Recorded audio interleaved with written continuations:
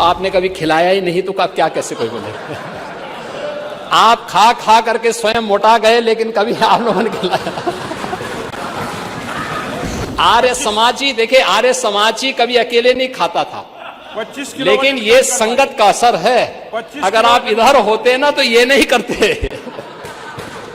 एक नई स्कीम के लिए भी धनराशि की व्यवस्था की गई है, वह है 1 डिस्ट्रिक्ट 1 कुजीन के लिए, एक जनपद एक व्यंजन। उत्तर प्रदेश तो इस दिशा में काफी प्रगतिशील रहा है और उत्तर प्रदेश ने काफी यहां पे प्रगति भी की है। और हमारे यहां हर जनपद के अंदर कुछ न कुछ विशिष्ट रहा है।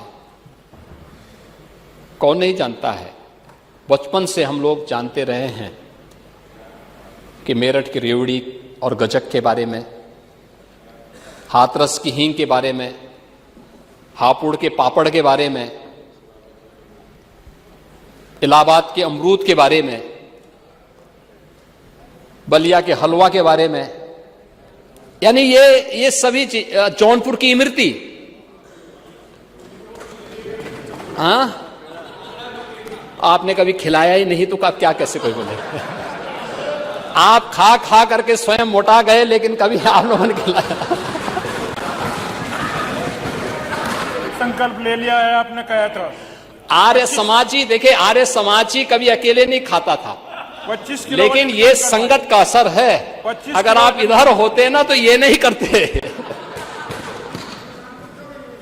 लेकिन अब इस कुजीन के लिए सरकार ने ओडीओपी की तर्ज पर उसकी गुणवत्ता को भी ध्यान रखना है, पैकेजिंग को भी, ब्रांडिंग को भी और मार्केटिंग को भी, और उनके प्रशिक्षण को भी हम एक साथ करने जा रहे हैं। और इसके लिए भी बजट का प्रावधान हम लोगों ने यहां पर व्यवस्था की है।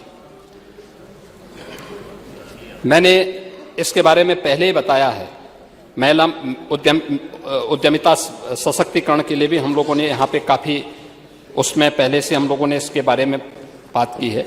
महोदय, ये अर्बनाइजेशन के बारे में भी हम पहले से, मैं यहां पे चर्चा कर रहा था, नई टाउनशिप स्थापित करने के लिए।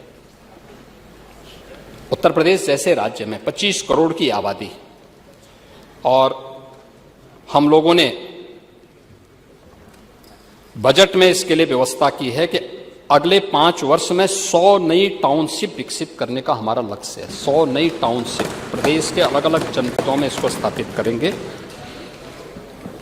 हम लोगों ने अभी हाल ही में 114 टाउनशिप के प्रस्ताव स्वीकृत भी किए हैं, जिनमें तेजी के साथ गरीबों के लिए भी और हर तबके के लिए आवास के निर्माण हो रहे हैं, और उसके लिए जगह जगह लैंड बैंक बनाने की कार्रवाई भी तेजी के साथ आगे बढ़ी है।